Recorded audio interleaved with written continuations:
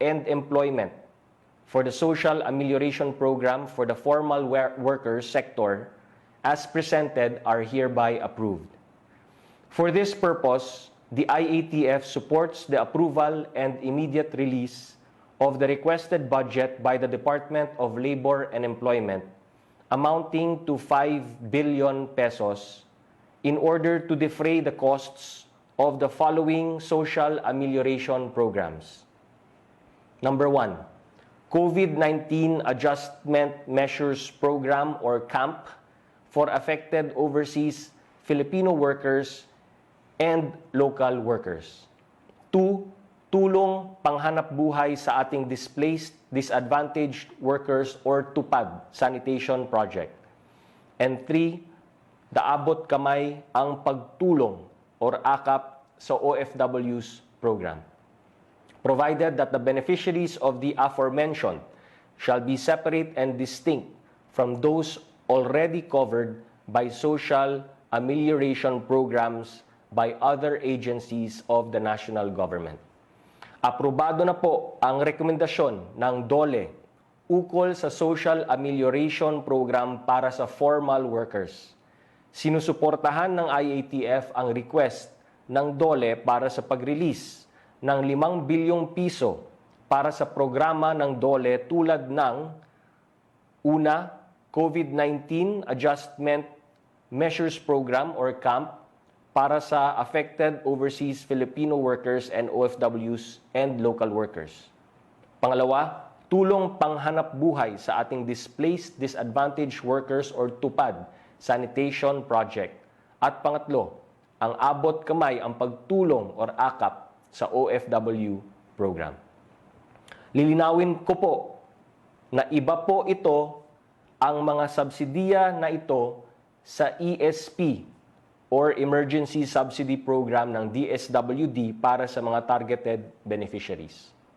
Letter B, the IATF shall exhaust all means necessary to increase the COVID-19 testing capacity of the country, and for this reason hereby adopts and approves the guidelines for COVID-19 mass testing as presented by the Department of Health. Ina-approve na po ng IATF ang mga pamantayan ng DOH para sa pangmalawakang testing ng COVID-19. Gagawin po ang lahat ng gobyerno, ang lahat ng makakaya niya upang ma-increase ang testing capacity sa ating bansa. Letter C, the recommendations of the Department of Agriculture in ensuring food availability and food affordability as presented are hereby approved, the specifics of which are the following. Number 1, the boosting of domestic agricultural production and food processing in the country. All the agriculture and fishery stakeholders must be considered frontliners, and their movements shall remain unhampered. Number 2, the improvement of food adequacy levels through increased local crop and fish production and livestock and poultry raising, including that of food processing by A, sustaining budget for agriculture, and B, expanding support for improved agricultural production and productivity. In addition to the previously approved budget of 8.5 billion pesos for the Rice Resiliency Project, the need for additional funding amounting to 22.5 billion pesos for the Ahon Lahat Pagkaing Sapat or ALPAS program or the Plant program of the Department of Agriculture is reiterated. 3, the immediate activation of the local price coordinating councils with the guidance of the Department of the Interior and Local Government or DILG to strictly monitor prices and enforce suggested retail price and price freeze for basic necessities and prime commodities. Aprobado din po ng IATF ang mga rekomendasyon ng DA para siguraduhin may murang pagkain sa ating mga palengke. Kasama sa mga rekomendasyon ay ang pagpapalago ng mga industriya ng agrikultura at food processing sa bansa. Kaya pinapaalala natin na industriya na ito ay kinoconsider na mga frontliners. Kaya sila exempted sa ECQ.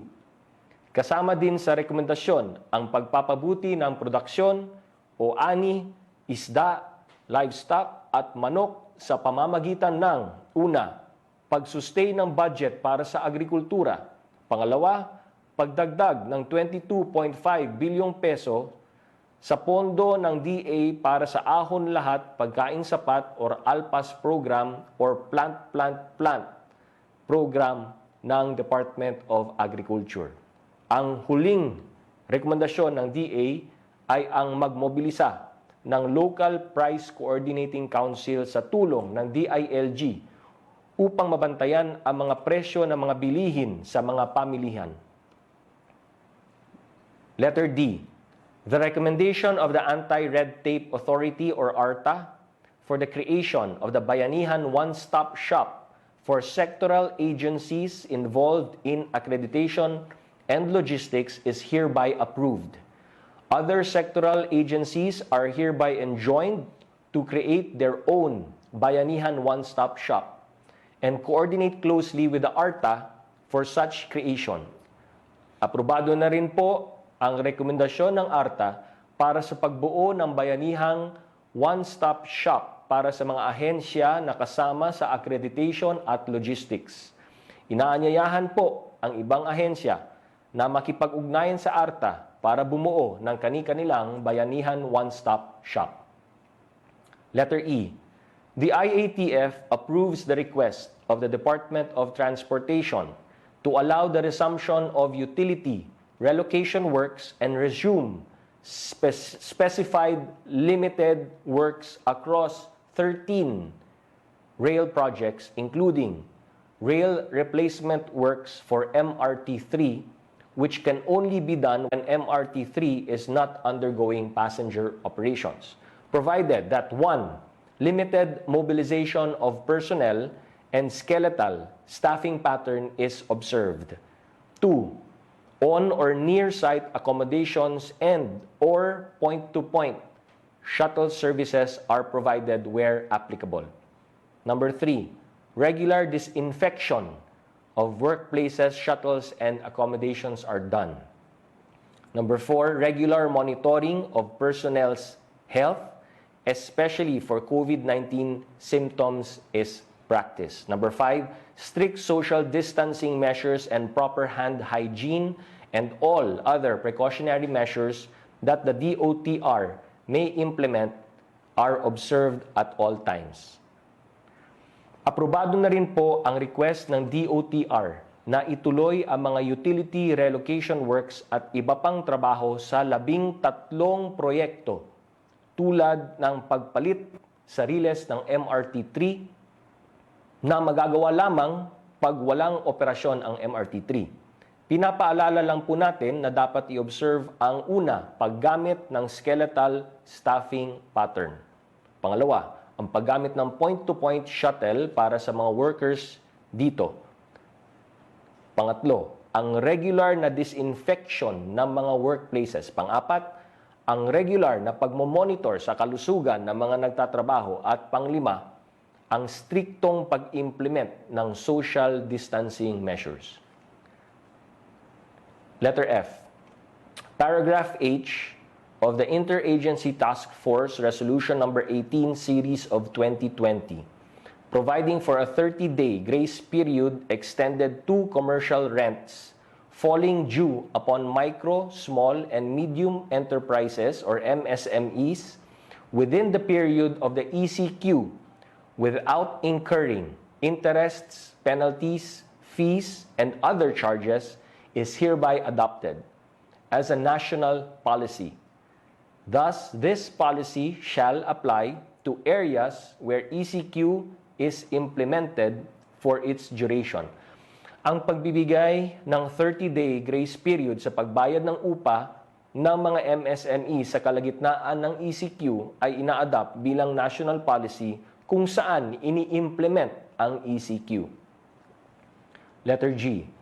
The IATF recognizes the initiatives of the Department of Trade and Industry and Board of Investments in cooperation with DOH and Food and Drugs Administration and the various manufacturers and exporters to repurpose their manufacturing operations to produce critical medical products and devices, such as personal protective equipments, surgical masks, thermal scanners, and ventilators. The IATF enjoins the DOH and other public and private health institutions to consider these new capacities in their resource requirement. Kinikilala ng IATF ang mga inisyatiba at mga hakbang ng DTI, BOI, DOH, FDA at mga manufacturers at exporters sa pagre-repurpose ng kanilang mga factory para makapag-produce ng mahalagang kagamitan tulad ng personal protective equipment or PPEs, surgical masks, thermal scanners, at ventilators. Maalala niyo po na kahapon, ibinalita natin na ang mga kumpanya na kasapi ng Confederation of Wearable Exporters of the Philippines or CONWEP ay nagmamanufacture ng mga PPEs na magsisimula after Holy Week. Isa ito sa mga produkto ng initiative ng DTI at BOI kasama ang Department of Health. Ang ganitong mga inisyatiba ang kailangan natin sa mga susunod na linggo para matugunan ang mga pangangailangan ng ating mga kababayan sa gitna ng ECQ.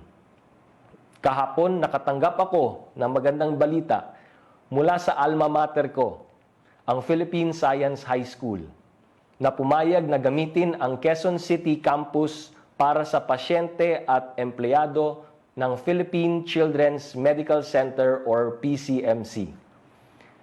Pisay is not the only school that has opened their doors and opened their arms for our frontliners. The nurses and health workers of Medical City, for example, have found a new home in LaSalle Green Hills. May we all be inspired by their examples and open our hearts to those stricken by COVID-19 and those who care for them. Speaking of our health workers, the President yesterday signed Administrative Order Number 28, which grants a one-time Special Risk Allowance or SRA for frontline government health workers.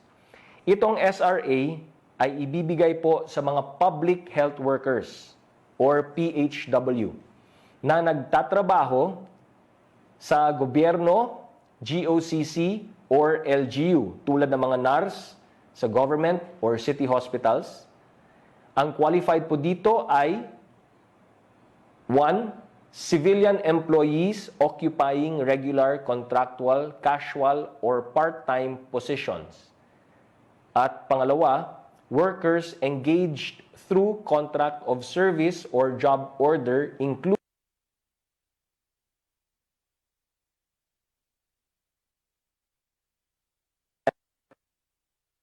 depending on the number of days they physically report for duty.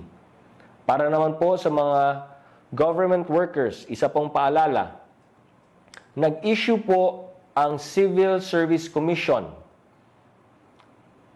ng Public Memorandum Circular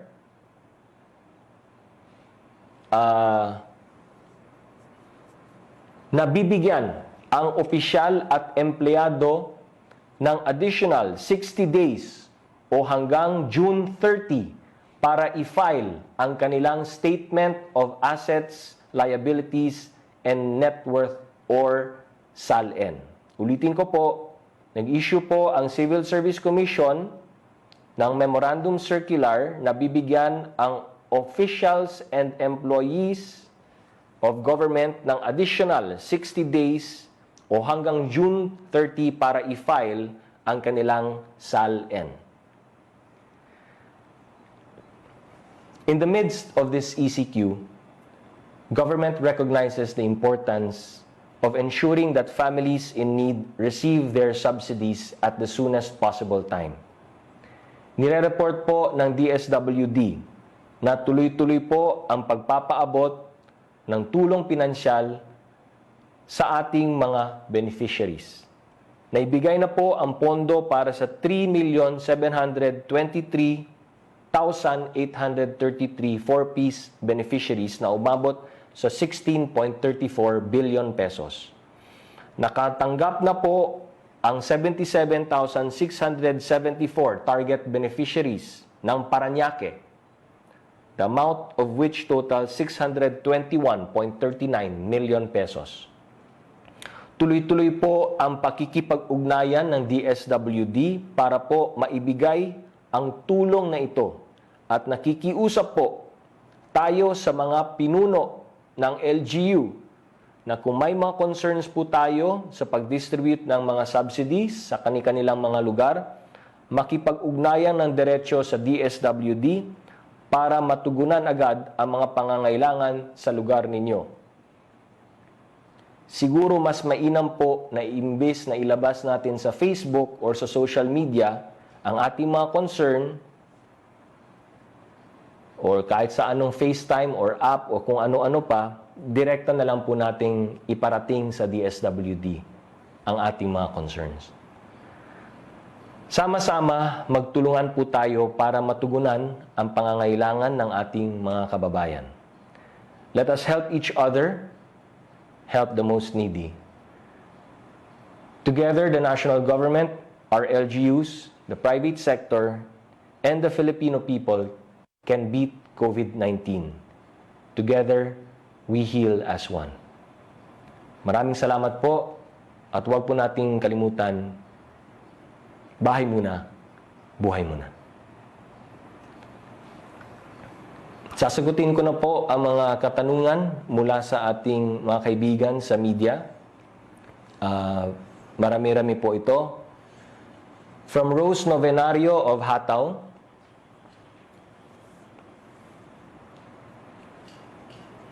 Good AM, bakit ang Davao City pinayagan magbiyahe ang mga taxi at tricycle samantalang sa Metro Manila ay hindi at naging issue pa ito laban kay Mayor Vico? Maraming salamat po.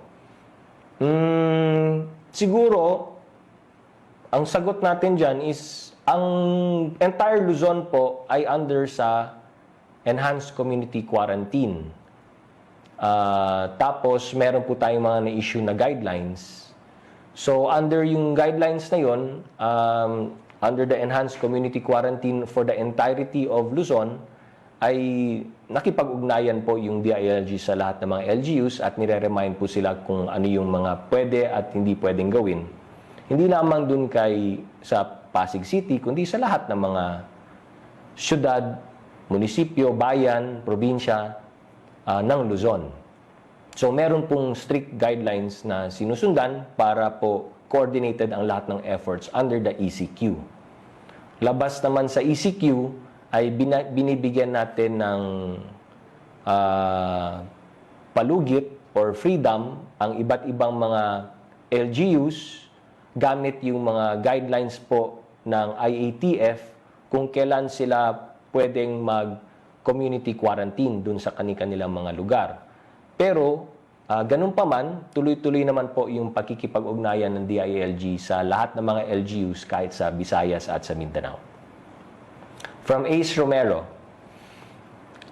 the President admitted that the 275 billion peso allocation for social aid package during the lockdown is not enough to help low-income households for 2 months. But based on his report to Congress, he can tap more than 800 billion from budget appropriations, repurchase deals, and dividends as permitted by the Bayanihan Law.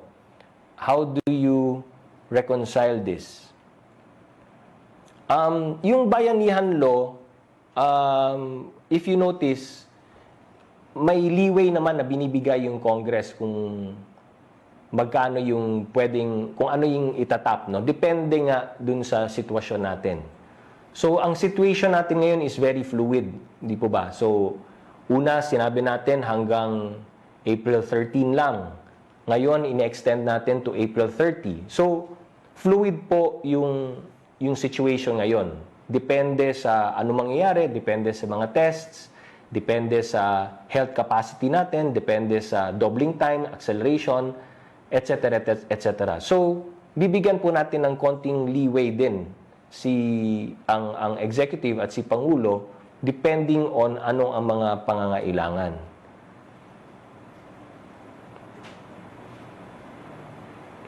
How does government intend to raise funds for the social aid package at a time when economic activity is significantly slower due to temporary business closures and sidelining of thousands of workers? So siguro ito yung talagang katanungan mo, no? And kaya nga po, si Pangulo, nung binanggit niya po yung pangalan ni Secretary Dominguez, kasama rin po dyan yung buong economic team ng buong gobyerno. At ang challenge nga po para sa ating economic team is to source the money needed, no? Kasi syempre, kailangan natin mag-raise ng funds at nandito po tayo sa meron na po tayong enhanced community quarantine at it's really very challenging na marami tayong kailangan tulungan in terms of our social amelioration. Number two, syempre yung health capacity natin na kailangan po natin i-enhance palalo, no? And then yung mga pangangailangan ng ating mga hospitals at ating mga frontliners. And then pangatlo, syempre yung economic activity is limited at kailangan din natin mag-raise ng pondo. So, yung economic team ay natasan ni Pangulong Duterte na maghanap ng ways and means talaga na makabuild up ng funds para masustain ang ating mga kinakailangan gawin ngayong enhanced community quarantine. From Maricel Halili, TV5. So that was from Ace Romero, then this time it's from Maricel Halili, TV5. How should we interpret the announcement of the President last night? When he said inclined, does it mean that he is just seriously considering the extension of the lockdown until April 30? Or does it mean that the government has already made its decision for lockdown extension in the entire Luzon? Opo, yung enhanced community quarantine is up to April 30, 11:59 p.m. Ito po ang rekomendasyon ng IATF kay Pangulong Duterte na tinanggap ni Pangulong Duterte at in-announce niya po kagabi. At pagkatapos ng kanyang announcement ay verify po namin ulit at ang sagot po ay ang enhanced community quarantine is hereby extended until 11:59 p.m. of April 30. Why have you come up with this decision? Does it mean that the COVID-19 trend is getting worse? So ito po, explain po natin. Kung maalala nyo po, yung totoong nagkaroon talaga ng enhanced community quarantine, yung full enhanced community quarantine natin ay nangyari po talaga nung March 15. Doon mo po talaga naramdaman at nakita yung effect ng implementation ng enhanced community quarantine. March 15. So base sa siyensya at agham and the way we understand the virus, yung simptomas po niyan ay maaring lumabas after between 5 to 14 days from the time of your infection. So sagarin na po natin ng 14 days yan. Ibig pong sabihin, kung tayo po ay nag-enhance community quarantine ng March 15, kailan po talaga natin makikita yung tinatawag na earliest effect ng ECQ? March 15 plus 14 days sa garinat natin equals March 29. So base sa ating mga epidemiologists, mga scientists, mga mathematicians at mga eksperto, March 29 lamang po natin makikita yung earliest effect ng ating ECQ para malaman po talaga natin kung tama itong ginawa natin, kung ano ang naging effect ng ECQ dito sa Luzon. So March 29 yan. Base din sa ating mga experts, ang most likely na makita natin ang mas klarong naging effect ng ECQ, most likely makikita natin ng mid-April.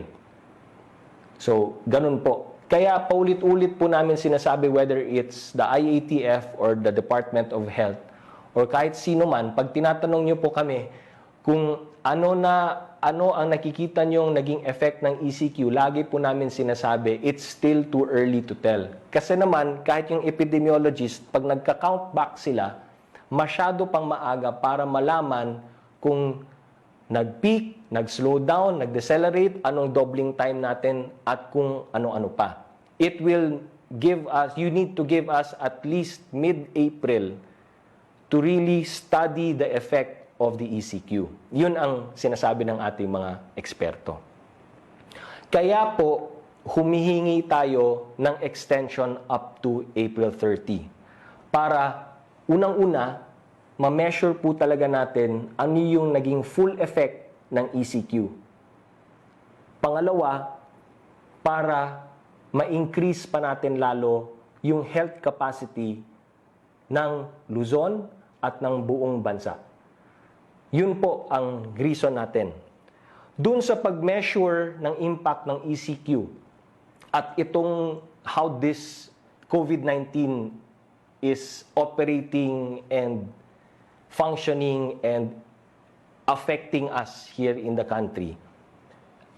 Ang promise po ng ating mga eksperto, every Monday po, kada Lunes, magre-report sila sa atin, sa IATF, kung ano yung nakikita nilang progression of this disease.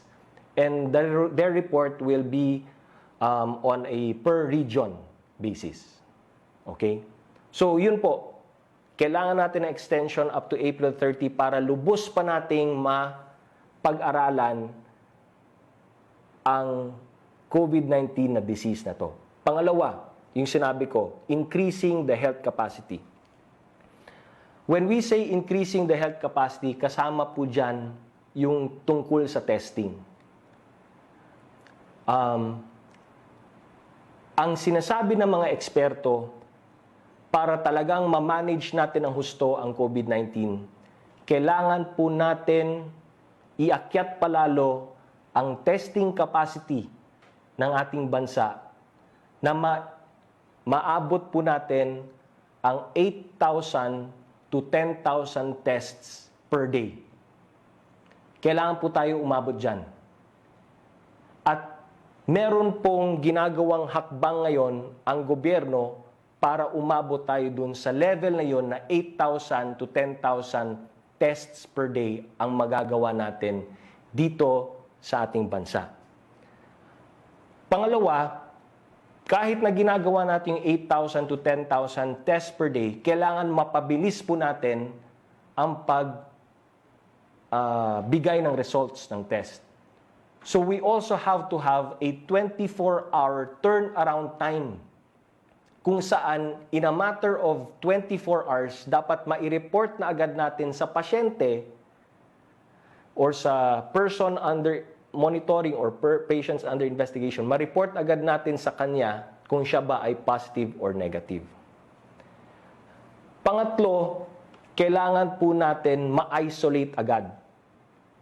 Whether PUI or positive, mild, moderate, severe, critical, kailangan maakyat din po natin yung level natin kung saan we have the capacity to isolate PUIs and COVID-19 patients.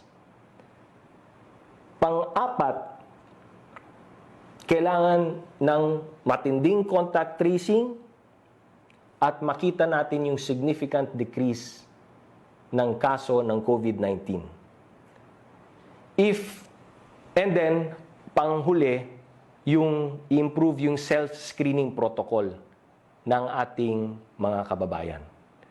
Kung lahat po na ito ay magagawa natin, sinasabi ng mga eksperto, maari nating ma-push palalo yung peak ng COVID-19 dito sa Pilipinas as far as year 2021. At sana, by that time, ay makapaghanap na po ng vaccine ang mundo para dito. So yun po yung game plan, na we really have to push it back, yung peak, kasi hindi pa talaga natin nakikita ang peak. Alam nyo kung saan makikita ang peak? Pag hindi natin ginawa ang lahat ng ito. So ang tanong nyo ngayon, ano ang plano ng gobyerno kung yan ang gusto ninyo? Yung 8,000 to 10,000 testing capacity per day. So unang-una, kailangan ma-maximize natin yung ating existing sub-national laboratories. So, di ba, ina-announce namin every so often na nadadagdagan na po yung sub-national laboratories natin that is capable of testing. Pag ginawa po natin yung maximization ng existing sub-national laboratories natin, by April 13, aakyat na yung ating testing capacity to 2,600 to 7,000 tests per day. Number 2, kailangan po natin mag-certify ng more sub-national laboratories. Pag ginawa po natin yan, by April 20, mapaakyat na po natin ang ating testing capacity to 4,400 up to 9,800 tests per day. Pangatlo, establish big testing centers in strategic areas around the country, all over the Philippines. Strategic centers, testing centers. Pag nagawa po natin yan, at lahat yan sabay-sabay ha, by April 27, aabot na po tayo to 13,000 to 20,000 tests per day by April 27. So yun po yung mga ginagawa nating hakbang para po at kaya po kailangan pa natin ng additional 2 weeks or more para umabot tayo dyan sa level na yan. Kaya po, yun ang naging desisyon ng IATF at ni Pangulo na sana maunawaan po ninyo, kailangan po talaga natin i-extend ang ECQ up to April 30. Okay? Nawala na ako. Asa na tayo? So, do you see an expansion of ECQ? Is there a need for enhanced community quarantine in Visayas and Mindanao? So, yun na nga. We'll have to monitor it, no? Day by day. We'll have to monitor that. Day by day, week by week. Kaya nga, yung ating epidemiologists at ang experts, ang promise nila that they will report every Monday sa IATF na nakikita nilang trends per region. But obviously, hindi naman tayo talagang dependent na by Monday lamang tayo magde-decide kasi 2 Monday lang yan. Ano? Siyempre, pag may nakita tayong very alarming, then we will come in, no? Or the President will come in. So, siyempre, magre-react tayo as the situation warrants. So, right now, wala pa need, no? Napag-usapan namin yan. There's no need for an enhanced community quarantine sa Visayas and Mindanao, pero tuloy-tuloy pa po ang pag-monitor natin ito at ang DILG nakikipag-ugnayan sa lahat ng LGU at minomonitor namin, no? Ang numbers, saan yung mga provinces na alarming. So lahat po yan ay tinitingnan natin. From Tina Mendez, Philstar, good morning, with the big possibility of extension of ECQ, hindi po, extended na po. What are the figures which the government is looking at that would determine we have reached the peak in the number of COVID-19 cases? Do we have a time frame? Yun na nga po. Pag sinabi mo kasing peak, pag nilift mo ang ECQ, sisipa yan. Yun ang tatlong models na po ang nakita namin. And ang constant sa model, pag nilift mo ang ECQ, sisipa pataas yan. Kasi gagalaw na lahat eh. Pag gumalaw lahat, kakalat yan. So, ano ang kailangan natin gawin? Yun na nga, taasan yung testing capability, ang testing capacity natin, no?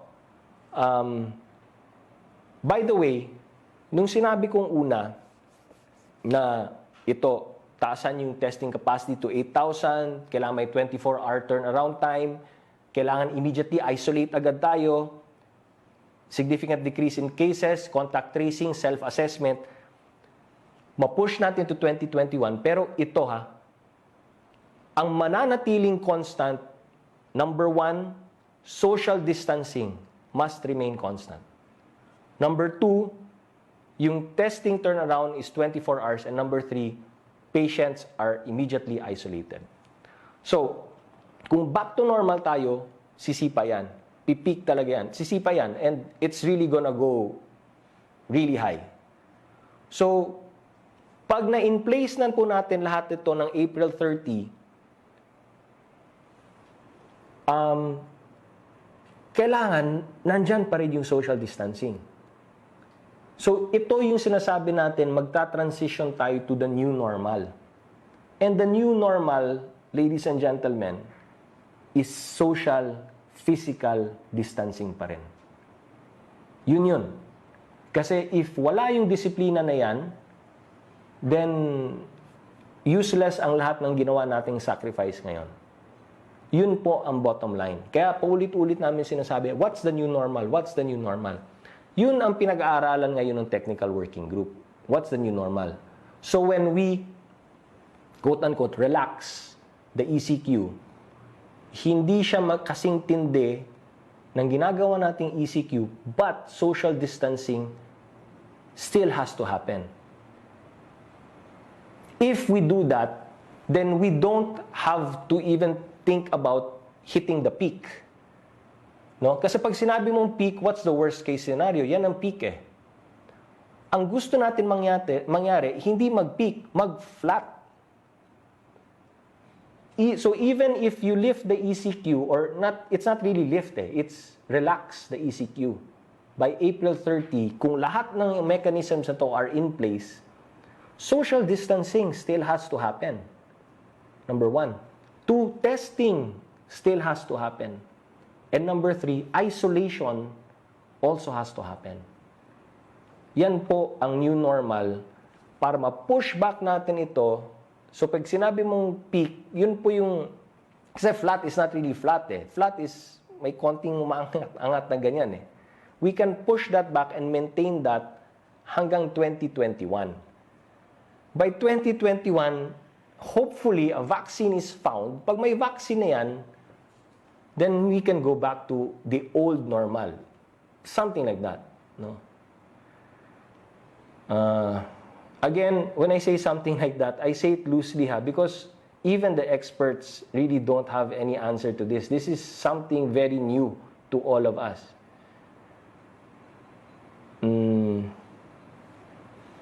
There are reports of increased number of deaths due to natural cases, particularly of immunocompromised patients. In reviewing the situation, how does the IATF factor in the statistics of deaths of PUIs but not actually tested for COVID-19 in the past 1 to 2 months? I think we should refer that to the experts or DOH. Pero sa akin dito, siguro ang i-emphasize ko lang, kaya nga kailangan mabilis yung turnaround time ng testing natin.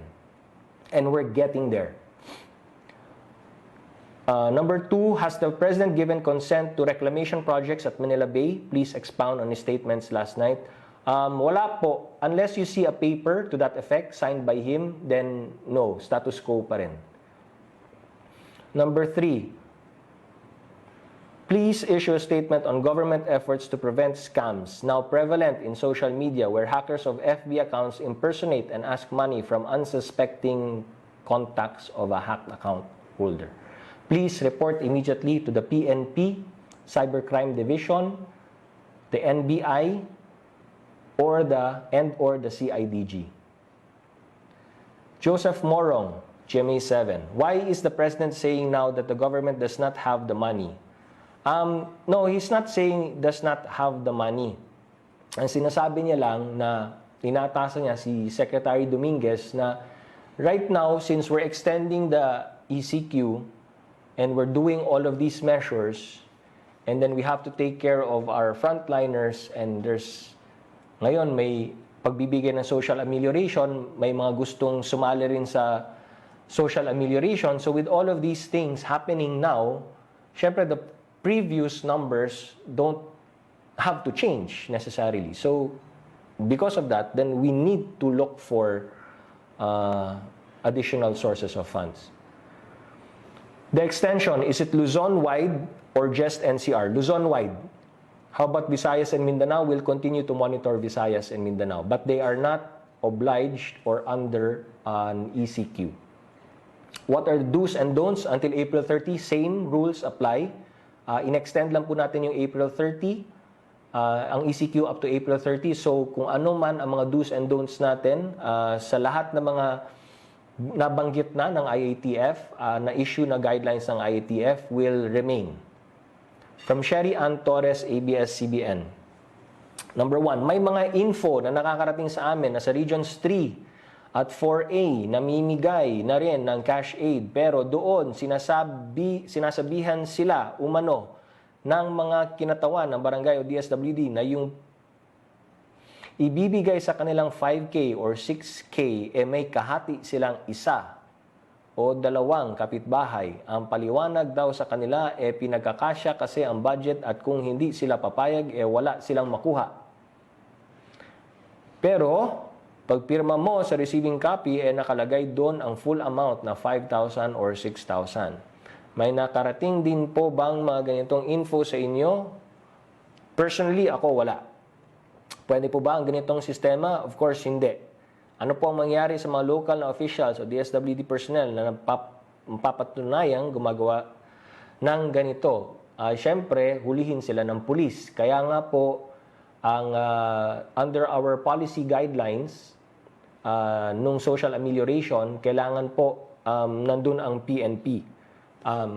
Pag namamahagi ng social amelioration, nandun po ang PNP na nakabantay para po kung may mga kalokohan ay agad hulihin yung mga gumagawa ng kalokohan. Joseph Morong, GMA7, additional question. President Duterte said he will factor in the middle class in the social amelioration program. How and how much will it cost? Gaya ng sinabi niya kagabi, sabi niya pag-aralan namin, titingnan namin, pero syempre number 1, ang unahin muna natin yung mga nangangailangan, yung poorest of the poor, gaya ng sinabi niya. Yung marginalized sector, yung nasa non-formal, yung mga nasa informal, yung mga mahirap nating kababayan, yun po ang unahin natin. Pag-aaralan po itong sa middle class. Siyempre, pag-aaralan niya ng ating economic team at pag-aaralan ang kung hindi naman social amelioration, kasi hindi sila pwede sa social amelioration. So, kailangan pag-aaralan natin ano pang maaring programang ibigay natin sa kanila. Kasi hindi naman sila tugma sa guidelines ng social amelioration. So, there has to be another program with another fund source and another set of guidelines. So, kailangan pag-aralan pa natin yan. Because it doesn't necessarily have to be a social amelioration package also. There are other ways wherein we can help the middle class, no? And not the same as the social amelioration. From Trish Terada, CNN. We'd just like to clarify the President's statement. Have the task force and the President decided to extend the ECQ? Yes. We've come to an agreement. And like we said, ultimately, it will be the President who will decide, and he has decided. And we verified that after he spoke in his televised statement to the nation. Is it final already, sir? Yes. What made the government arrive at this decision? Na-explain ko na po. From Prince Goles, Politico Abante. Good morning, Kabsec. Ano po yung protocol sa mga pasyenteng namatay sa COVID, particularly those who died inside their home? May ayuda po ba ang gobyerno sa pamilya ng namatayan dahil sa COVID? Yes. Na-announce po na namin ito na DSWD is giving 25,000 pesos burial assistance or assistance to the family ng namatayan. From Tuesday New, DZBB, question for Kabsec, saan hinugot ni Pangulong Duterte ang sinabi niyang nasa hangin na ang COVID-19? May official stand na po ba ang DOH o who dito? Or sorry. May official stand na po ba ang DOH or WHO? Sorry. Dito at nasabi ito ng Pangulo. Ang basis po ni Pangulo, sa mga, meron din siguro mga nakapanood nito, may isang Japanese television news network na lumabas ng news report, no, or documentary, if you will, kung saan pinag-aralan ng mga scientists and doctors yung tungkol sa microparticles ng breath ng tao kahit siya ay nagsasalita. So, using nga yung infrared, these high-tech devices, na-detect po nila na even when a person is speaking, meron pong mga microparticles. Kahit hindi siya umuubo, kahit hindi siya nag-hatching, merong nagsasalita lamang, may microparticles. Pero hindi pa po conclusive yan. Nabanggit lang po ni Pangulo na isa ito sa mga pinag-aaralan. But there is still no conclusive findings or statement from the DOH or the WHO for that matter. Kaya nga po, isa rin yun sa mga napag-usapan namin sa IATF kung saan napagdesisyonan na po na magsuot ng mask. Any form of mask para may additional protection lang ang ilong at bibig. From Henry Uri, DZRH, Sir, good day po. Sinabi ng Pangulo kagabi, natutulungan din ng gobyerno ang mga middle income earners. May napag-usapan na po ba ang IATF tungkol dito? Anong tulong bibigay at paano ang implementasyon nito? Gaya ng sinabi ko po, ay inatasan ni Pangulo ang isang grupo made up primarily of our economic managers, no, to study this proposal. Pero dahil yung JMC ng social amelioration ay napirmahan na, hindi po natin pwede gamitin yung JMC na yon. Kasi that's particularly social amelioration package. Nakalagay doon lahat ng mga qualified beneficiary. So, kailangan pag-aralan pa anong programa at saan pondo kukunin po yan. Yun. So, from Francis Wakefield, Daily Tribune, sabi ni Sec Galvez, the Luzon-wide enhanced community quarantine has largely contributed in slowing down and preventing the spread of COVID-19. Totoo po yan. May trend nga ba ng pagbaba at may datos pa po to support this? Pero sa address ni Pangulo kagabi, government is still inclined to extend ECQ for 2 weeks. Ito rin ba ang maging suggestion ng IATF kay Pangulo? Yes, we made that recommendation. Yes, the President has decided to extend the ECQ up to 11:59 p.m. of April 30. Yung trend, syempre may mga tinitingnan tayong numbers. Pero sinasabi ng lahat ng eksperto, masyado pang maaga. Kasi tulad ng sinabi ko, ang tinitingnan mo dyan, March 29, makita mo yung initial effects ng ECQ. Mid-April natin makikita yung most likely effects ng ECQ. So, kaya paulit-ulit namin sinasabi masyado pang maaga. Second question, can we also kindly get a breakdown of the 200 billion peso disbursement if it has already been given out or point us the right direction, DBM or NTF? Actually, dapat kasama ito sa report of the President to Congress, no? So, siguro by tomorrow, makakabigay po kami ng kumbaga, highlights, no, ng President's report to Congress. But it's already been submitted to Congress. So obviously yung 200 billion ay hindi pa po fully disbursed, no. So nakita ko I browsed through the report and hindi pa fully disbursed yung 200 billion. In fact, only 100 billion has been released to DSWD so far. And dun sa 100 billion, hindi pa yan fully disbursed. Yun yung hopefully by this week, but obviously yung challenge natin is magma-Monday, Thursday at Good Friday na po, na dapat mailabas na po yung 100 billion na yan at maipamahagi na dun para sa social amelioration. The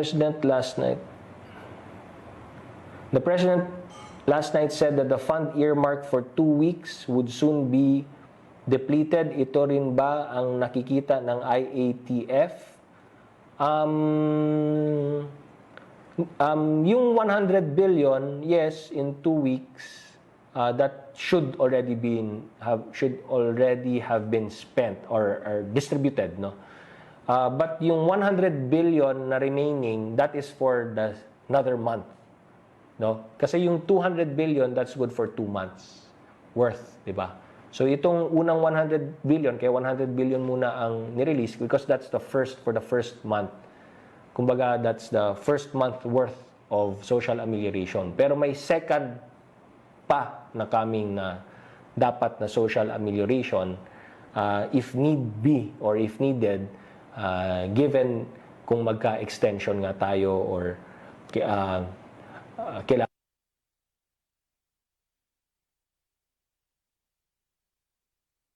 natin tulungan yung mga mahirap nating mga kababayan. From Heidi Sampang, DZAS, matapos ihayag ni PRRD na sang-ayon siya sa apela ni Governor John Vic Remulla na bigyan din ng ayuda ang nasa middle class. Yes, seryoso bang kinokonsidera ng IATF ang bagay nito na binigay muna sa economic managers? So, they will submit, they will study make a proposal, then present to IATF. Pero wala pa po yan. Pinag-aaralan na po ba ito? May pagkukunan ba ng pondo? Kung sakasakali. Kaya nga po, inassign sa economic managers. From Celerina Monte, Manila Shimbun. PRD said last night the administration is exploring options to adjust the budget. One is bawasan ang budget ng ilang projects. Another is totally ilaglag yung ibang projects para unahin ang tiyan ng tao. Apparently, yung projects na refer ni PRD may budget allotment already. So what are these projects? What will be dropped in order to fund the government's COVID-19 response programs? Nasa batas po yan. Nasa Bayanihan to Heal As Act. To Heal As One Act. Nandyan po yan. So that's well within the powers of the President. Ano po? So wala pa po tayo sa point na yan. Although siguro ang sinasabi lang ni Pangulo is if kinakailangan talaga at mahaba pa tong laban na ito or we need more funds at we need to fund more of these proposed programs or recommendations, then we'll have to source it from some items in the budget. Pero wala pa po tayo dyan. Jen Kabiling, Manila Bulletin. Please elaborate on the government's guidelines and goals of mass testing. How will COVID testing be implemented? How many people will be tested? Unahin po natin yung mga nangangailangan. So, I guess, kailangan klaruhin natin ito. Pag sinabi pong increase yung testing or mass testing, at sinabi na rin ito ni Secretary Galvez, Secretary Duque, Yusek Vergere, DOH, pag sinabi po nating mass testing, hindi po ibig sabihin anybody can test. Ha? Pag sinabing mass testing, itetest yung kinakailangang itest. Sino yung kinakailangan itest? Number 1. Nasaan yung aking notes? Number 1, yung severe symptoms with travel and history of travel and or contact. Yung may mild symptoms and vulnerable with history of travel and or contact with a COVID-19 patient, yung mga mild but not vulnerable na may history of travel and history of contact with the COVID-19. And yung asymptomatic but with history of travel and history of contact with a COVID-19. Bakit ganun yung aking pag-pronounce na mga yun? Because yun ang order of priority. So, if you see, yung last order of priority ko is yung no symptoms but with history of travel and or contact ng COVID-19. At the end of the day po, kailangan may reason ka for testing. Hindi yung basta-basta ka lang nag-test dahil trip mo. Right? So, yun. Kaya, who has history of contact with COVID-19? Frontliners po natin. Sila yung, syempre, priority, di ba? Health workers, frontliners. So, ibig sabihin, ang bottom line, nag-travel ka ba? May contact ka ba with the COVID-19? Ito yung ating priority for testing. So, when you say mass testing, let's also still have that discipline.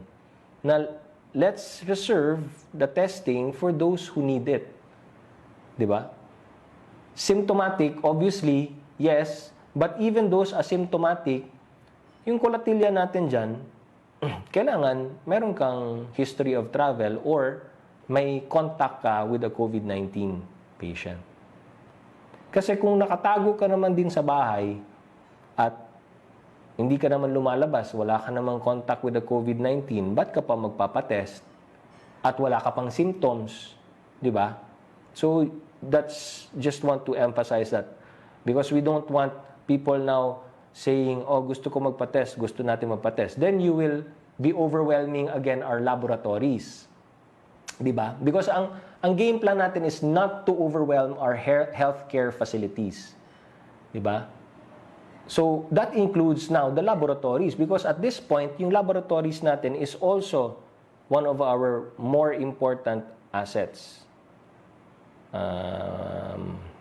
Nasaan na tayo? Okay. Ito na. Additional announcement. Dagdag impormasyon lamang po. May financial assistance na po para sa LGUs upang mabigyan sila ng tulong laban sa COVID-19 na ilalabas na ng Department of Budget and Management or DBM. Ito ang Bayanihan Grant to Cities and Municipalities. This will be equivalent to 1 month of LGU's internal revenue allotment totaling 30.824 billion pesos. Sa atin pong mga tagapangasiwa sa lokal na pamahalaan, salamat po sa inyong pakikipagtuwang sa national government. Tunay nga po kayo ay kabalikat ng bayan sa laban ito. Sa ating mga kababayan, maraming salamat po sa inyong pakikipagtulungan sa inyong pamahalaan. Before ko tapusin to, siguro isa na lamang po. Yung dito sa Social Amelioration Program, syempre yung mga LGUs, tinap po ng DSWD at ng mga national agencies para tulungan po tayo sa pag-distribute ng ating mga social amelioration para sa ating mga kababayan na nahihirapan na at naghihirap. Ngayon, may mga LGUs na binigyan na po sila, number 1, binigyan na sila ng kanilang, kumbaga, number 1, may mga LGUs na pumirma na po ng MOA. Yung Memorandum of Agreement, pinipirmahan po yan para, siyempre, kayo mag-assist sa DSWD. So may Memorandum of Agreement po tayo na kayo ang mag-assist sa national government. No? So nakalagay sa MOA, spelled very specifically kung ano yung mga do's and don'ts, ano yung obligasyon ng mga LGUs, etc. etc. So number 1, kailangan nyo pang pumirma ng MOA. Number 2, kailangan meron kayong isasubmit, di ba? Alam nyo na yon kung ano yung isasubmit ninyo, no? Hindi ko na kailangan banggitin dito kasi na-brief na kayo ng DSWD. So kung ano yung kailangan yung isubmit sa DSWD, paki-submit na po, kasama po yung MOA. Para sa ganun, maumpisahan na po natin. Ngayon, may mga LGUs kasi na nag-aalala, sinasabi nila, itong bibigay nyo na social amelioration, hindi ito namin mapapaabot sa lahat ng gusto natin mapaabot. Kasi ang sinasabi ng iba na, hindi, pasok naman yung iba dito sa ating pasok naman yung iba dito sa mga list of qualifications na mga beneficiaries. So meron ilang mga pamilya dyan na gusto ko sanang isama pero hindi ko maisama for whatever reason. In other words, gusto po nila ng dagdag, karagdagan. Pamilyang gusto po nilang bigyan. So, ang nais lang po namin sabihin sa inyo, meron po tayong appeals system and mechanism. Okay? We have an appeals system in place na you can refer to or you can go to appeal to the DSWD and the national government kung meron pang mga sa palagay ninyo hindi na isama na kailangan isama dahil sila naman po ay qualified.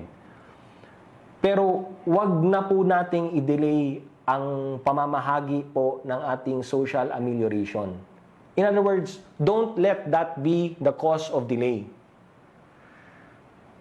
Di ba? Ibigay na po natin yung tulong. Ngayon, kung may mga hindi na pagbigyan, then that's the time that you go into the appeal system. And then titingnan po natin kung yung ibibigay nyo ba, na ina-appeal nyo ba, ay pasok o hindi. Without guarantees. Kasi syempre, i-check pa natin yan sa database, i-check pa natin yan kung nagdoble na or sobra na, kung kasama ba sila sa 4Ps, kung kasama ba sila sa DA, Department of Agriculture, kasi may programa din ng Department of Agriculture para sa farmers and fisher folk. Kung kasama ba sila sa DOLE, sa mga formal workers. Siyempre, i-vet pa namin yan at ibabangga pa namin yan dun sa database na hawak po ng national government. Kaya sinasabi ko, no promises. Pero, ang bottom line is, bigay na natin. Bigyan nyo na yung MOA, bigyan nyo na lahat ng mga requirements para po mabigay na natin ang tulong sa inyong mga constituents. Based doon sa napag-usapan with DSWD. Kung meron po kayong gustong i-appeal sa DSWD, huwag po kayong pumunta sa Facebook or sa Twitter or sa social media or sa FaceTime or sa kung saan-saan kasi hindi makakarating yan at hindi po yan yung proseso. May appeal system po tayo. May mekanismo po tayo. Yun ang gamitin natin.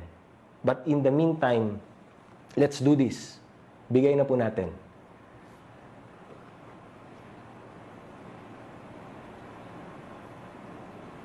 Mga kababayan, nasabi na namin ito kahapon at ulitin po natin. Kayo po ang first line of defense sa gyerang ito. Bahay muna, buhay muna. At sa ating mga kasama, sa pagpapalaganap ng tama at napapanahong impormasyon sa iba't ibang mga media outlets sa TV, radyo, dyaryo at online na kung saan naka-hook up po kami ngayon. Maraming salamat po. Magandang umaga po muli and may God bless and protect each and every one of us. Hiningi po namin muli sa inyo ang inyong kooperasyon, ang ating pagkakaisa, ang ating pagtutulungan, lalong-lalo na po ngayon na i-extend po natin ang Enhanced Community Quarantine. Panghuli na lamang po, ngayong panahong ito, siguro ito yung tamang panahon na kung saan tayo dapat ay magbayanihan. Yung DILG po ay gumagawa ng mga hakbang kung saan mapagbigyan ng oportunidad at paraan ang ating mga kababayan na gustong tumulong sa mga mahirap nating mga kababayan sa pamamagitan ng paggamit natin ng mga mekanismo sa LGU o di kaya dun sa barangay. So, pina-finalize na lamang po ng DILG. Ang ibig po sabihin yan, kung meron pong gustong mag-donate at tumulong sa mga kapwa nating Pilipino, mga kababayan natin mula sa iba't ibang mga barangay, ay sana po mag-donate kayo at tulungan po natin yung mga kababayan nating mga nahihirapan na. Nandiyan naman ang ayuda ng gobyerno, nandiyan naman ang tulong ng gobyerno. Pero siguro ngayong panahon na ito, kung may pagkakataon na matulungan po natin ang ating kapitbahay o yung kalapit-bahay po natin mula sa ibang barangay, tayo na po, gawa na lang po tayo ng sarili nating paraan. Sama-sama tayo, mga kaibigan natin, mga barkada natin, mga kasamahan natin sa opisina. At itong extended enhanced community quarantine na ito, na kung saan marami po sa ating mga kababayan na nangangailangan, hanap tayo ng paraan kung saan makakatulong tayo sa kanila. Maraming salamat po at magandang umaga po muli.